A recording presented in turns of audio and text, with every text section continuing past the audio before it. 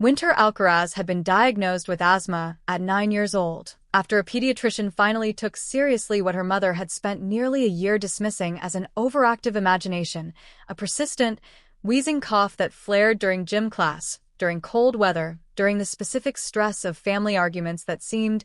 even at that young age, to constrict something in her chest beyond what ordinary anxiety should have caused. The diagnosis had come with an inhaler, a nebulizer for home use during severe flares, and a written action plan from the pulmonologist outlining exactly what symptoms warranted emergency intervention, a document that Cheryl had accepted at the appointment with polite, distracted nodding and had never, as far as Winter could tell in the years that followed, actually internalized as something requiring her genuine attention. Cheryl Alcaraz had grown up the second of 6 children in a rural household where medical care was scarce and expensive enough that illness operated according to a strict, binary logic. You were either sick enough to warrant a trip to the emergency room, or you were fine and expected to carry on with your responsibilities regardless of how you felt. There had been no room, in Cheryl's childhood, for the specific, ongoing management that chronic conditions required.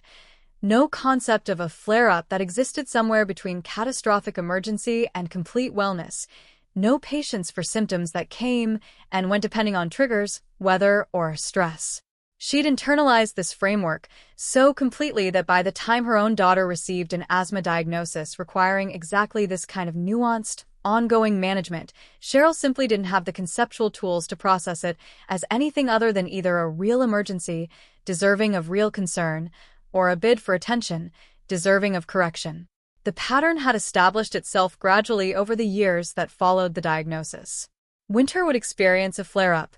often triggered by the specific combination of household stress, physical exertion, and environmental factors like dust or strong cooking odors that seemed reliably to affect her breathing, and would ask for her inhaler or a break from whatever activity was making things worse, and Cheryl would respond, more often than not, with irritation rather than concern. "You're being dramatic. You did this same thing last week. You always seem to need your inhaler right when it's time to do chores. Isn't that convenient?"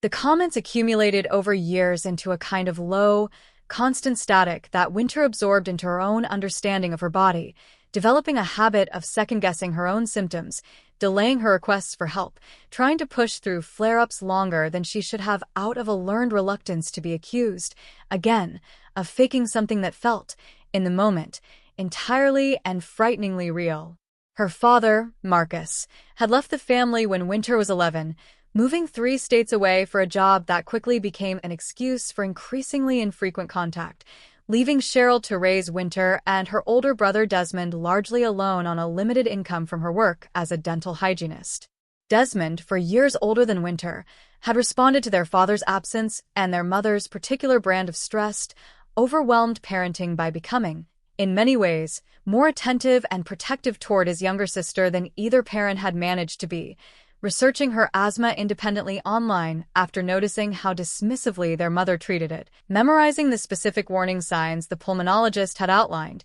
keeping his own emergency inhaler technique sharp in case he ever needed to help Winter use hers during a moment when she couldn't manage it herself. By the time Winter reached high school, the household had settled into a specific division of domestic labor that placed considerable responsibility on both children, a necessity given Cheryl's demanding work schedule and limited energy for household management after long days at the dental office. Sunday dinners had become a particular flashpoint, an elaborate weekly ritual Cheryl insisted on maintaining despite the practical burden it placed on everyone, requiring hours of prep work in a kitchen that grew increasingly hot and stuffy as the oven ran for the roast, onions and garlic filling the air with a specific, pungent smell that Winter's pulmonologist had actually flagged, during one appointment, as a plausible trigger for her airway sensitivity, a detail Winter had mentioned to her mother more than once, only to be told that she was looking for reasons to get out of helping.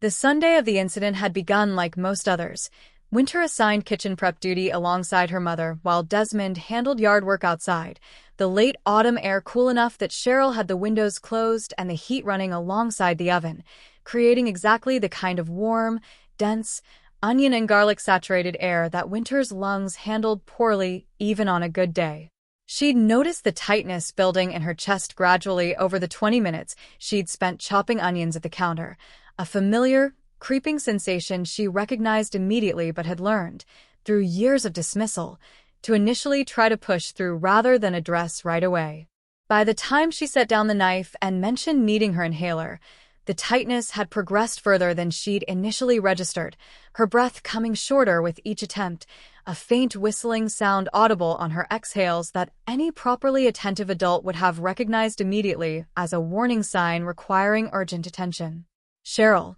focused on the stove and visibly irritated by what she perceived as yet another instance of her daughter finding an excuse to avoid finishing an assigned task, had responded with the same dismissive script she deployed countless times before, accusing Winter of faking it, of using her asthma strategically to avoid chores, of doing this specifically every week when kitchen duty came around. What made this particular flare-up different from the countless similar incidents Winter had endured throughout her adolescence wasn't anything about the trigger itself, but rather the specific, unfortunate confluence of factors that made it more severe than usual: the extended exposure to the onion fumes in a poorly ventilated, overheated kitchen, combined with a mild cold winter, had been fighting off for several days that had already left her airways somewhat more reactive than baseline. Combined with the accumulated stress of the argument itself, since anxiety and emotional distress were themselves known asthma triggers that compounded whatever physical irritants were already at play. Her airways had continued narrowing even as she stood at the counter trying to comply with her mother's instruction to keep working, the specific, terrifying sensation of trying to breathe through a straw that was steadily, invisibly collapsing, intensifying with every passing minute that her mother remained convinced this was simply another performance, to be corrected rather than addressed. By the time Cheryl finally turned from the stove and actually looked at her daughter's face, noticing, with what should have been immediate alarm, the pale, faintly blue-tinged pallor spreading across Winter's lips and around her mouth, the specific, labored heaving of her chest as she fought for air that simply wasn't coming easily enough, something in Cheryl's expression flickered with what might have been the beginning of genuine concern. But whatever recognition was starting to surface got overridden, in that critical moment, by years of entrenched conviction that this pattern, whatever its specific presentation, represented manipulation rather than medical crisis.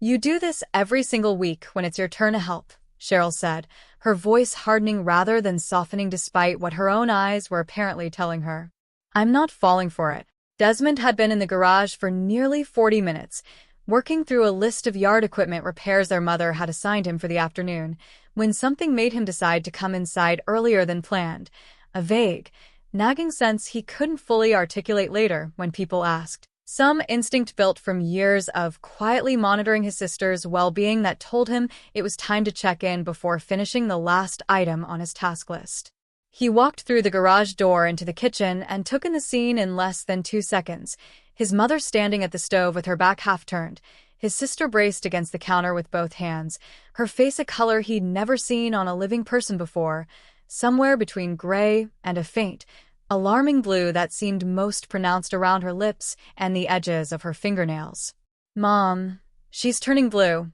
What is wrong with you?" Desmond said, already moving across the kitchen before he'd finished the sentence, his phone out of his pocket and dialing before he'd even reached his sister's side. He caught Winter as her knees started to buckle, guiding her down to sit against the lower cabinets rather than letting her collapse fully to the floor, and had the phone against his ear within seconds, the 911 dispatcher's calm, practiced voice already asking him to describe the emergency. "My sister has asthma. She's having a severe attack. Her lips are turning blue, and she can barely breathe," Desmond said, his own voice remarkably steady given the circumstances, years of quietly researching his sister's condition apparently paying off in this exact, critical moment. Whereat he rattled off the address without hesitation.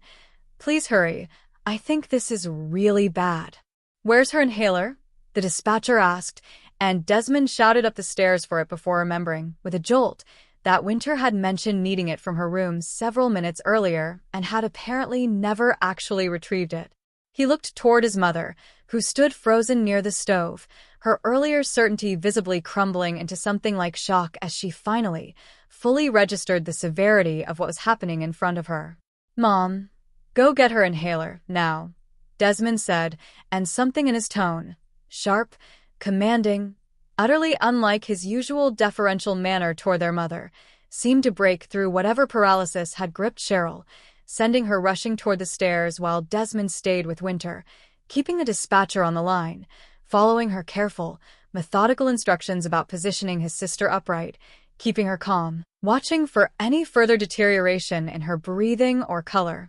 Winter, even in the terrifying, oxygen-starved haze of the attack, would remember certain details from those minutes with unusual, crystalline clarity, the specific, cool solidity of the cabinet against her back, Desmond's hand gripping hers with a steadiness that felt like the only stable thing in a world that had otherwise narrowed down to the single, desperate effort of trying to pull air into lungs that refused to cooperate. She remembered her mother's footsteps pounding back down the stairs, the inhaler pressed into her shaking hands, Desmond helping her position it properly and coaching her through the inhalation technique with the same calm, practiced patience he'd apparently absorbed from hours of independent research their mother had never bothered to do herself. The inhaler helped, marginally, buying just enough relief to keep Winter conscious and breathing, though not nearly enough to fully resolve what had become, by that point, a genuine medical emergency requiring professional intervention. The paramedics arrived within 8 minutes of Desmond's call, moving through the kitchen with the brisk, efficient urgency of professionals who recognized immediately, from Winter's continued labored breathing and lingering discoloration, that this wasn't a situation to take lightly. They administered a nebulizer treatment on the spot,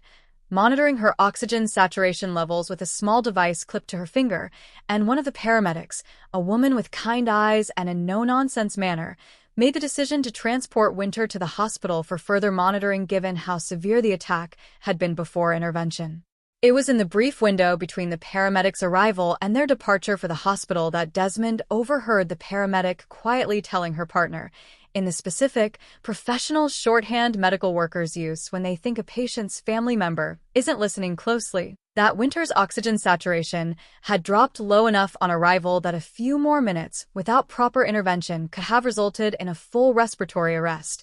the kind of detail that landed on Desmond. With a delayed, retroactive horror once the immediate crisis had passed, and he had space to actually process what might have happened if he hadn't walked into the kitchen at exactly that moment. Cheryl stood near the doorway throughout the paramedics' assessment, her earlier irritation entirely evaporated, replaced by a stiff, visibly shaken posture that Desmond watched with a complicated mixture of concern and simmering anger. When one of the paramedics asked Cheryl, gently, to describe the timeline of symptoms leading up to the attack, Cheryl gave an account that conveniently smoothed over the specific words she'd used only minutes earlier, mentioning that Winter had said she was having trouble breathing, mentioning that she'd gone to get the inhaler as soon as she realized how serious it was, omitting entirely the accusations of faking, the instruction to finish the onions, the several critical minutes where she'd dismissed her daughter's genuine distress as manipulative theater. Desmond didn't correct his mother's account in front of the paramedics, understanding instinctively that this wasn't the moment for that particular confrontation, but he filed away the specific dishonesty of it with a clarity that would inform decisions he made in the following weeks. The ambulance ride to the hospital took 12 minutes, during which Winter remained on a nebulizer mask, her breathing gradually easing as the medication worked, Desmond having insisted on riding along despite the paramedic's initial suggestion that he follow in a car, unwilling to let his sister go through the transport alone even for the short duration of the ride. He held her hand the entire time, and it was somewhere in the middle of that ride, watching her breathing slowly stabilize, the terror of the previous 20 minutes finally beginning to recede into something more manageable, that Winter made a decision with a clarity she'd later describe as the first genuinely certain thought she'd had in years. "I'm not doing that again," she said to Desmond, her voice still raspy and weak behind the nebulizer mask, but carrying a firmness that surprised him. "I'm not staying in that house waiting for her to almost let me die because she thinks I'm lying." Winter spent 6 hours in the emergency department that evening, receiving additional breathing treatments and monitoring before doctors felt confident enough in her stability to discharge her with an updated action plan and a stern, direct conversation, delivered by the attending physician specifically to Cheryl in a private consultation room, with Desmond present at Winter's request, about the genuine, life-threatening severity of untreated asthma attacks and the critical importance of taking early symptoms seriously rather than waiting for visible distress to escalate. Cheryl had nodded through the conversation with a chastened, subdued expression, offering none of her usual defensive deflections in the face of a doctor's direct, professional authority, though Winter noticed, even in her exhausted state, that her mother's contrition seemed to exist primarily as a response to external pressure rather than any genuine internal shift in understanding. The weeks that followed the hospitalization brought a temporary, uneasy change to the household dynamic, Cheryl more attentive to Winter's symptoms in the immediate aftermath, quicker to respond to complaints of tightness or shortness of breath, though Winter noticed, within a month or so, the old patterns beginning to creep back and around the edges, smaller dismissive comments resurfacing during moments of household stress, the specific, learned skepticism that had shaped years of their relationship proving harder to fully dislodge than a single terrifying hospital visit could accomplish on its own. It was Desmond, in the months that followed, who took the more concrete, lasting action. He was 20 years old by then, working part-time while attending community college, and he began quietly researching options for Winter beyond simply hoping their mother's improved attentiveness would hold,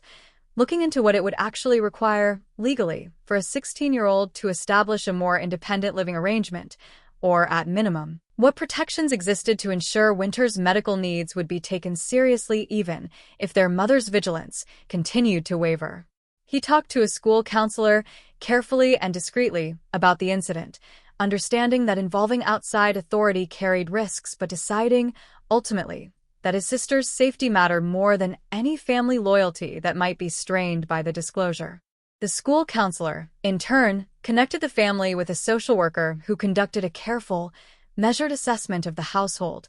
ultimately determining that while the incident represented a serious lapse in appropriate medical response rather than active abuse, it warranted a formal safety plan requiring Cheryl to complete an asthma management education program and establish clear, documented protocols for responding to Winter's symptoms going forward, a plan that came with the specific, implicit threat of further intervention if similar incidents recurred, a threat that finally seemed to penetrate Cheryl's defenses in a way that the hospital visit alone hadn't fully managed. Winter finished high school 2 years later, having experienced no further incidents approaching the severity of that Sunday evening, in part because the formal oversight kept her mother's attentiveness from fully lapsing back into old patterns, and in part because Winter herself, having survived one genuinely life-threatening dismissal of her symptoms, developed a fierce, uncompromising insistence on advocating for her own medical needs regardless of whether her mother believed her, carrying an emergency inhaler at all times, informing teachers and friends' parents proactively about her condition and warning signs, refusing, from that point forward, to let anyone's skepticism talk her out of taking her own body's signals seriously. She moved out for college 3 states away the following year, choosing a school partly for its academic programs and partly, if she was honest with herself, for the specific relief of putting real distance between herself and a household where her most basic medical needs had once been treated as a bid for attention rather than a legitimate, life-threatening condition. Desmond, for his part, remained a steady, protective presence throughout. The sibling relationship between them deepened permanently by the specific, shared understanding of exactly how close they'd come, on an ordinary Sunday evening over pot roast and onions, to losing something that could never have been undone.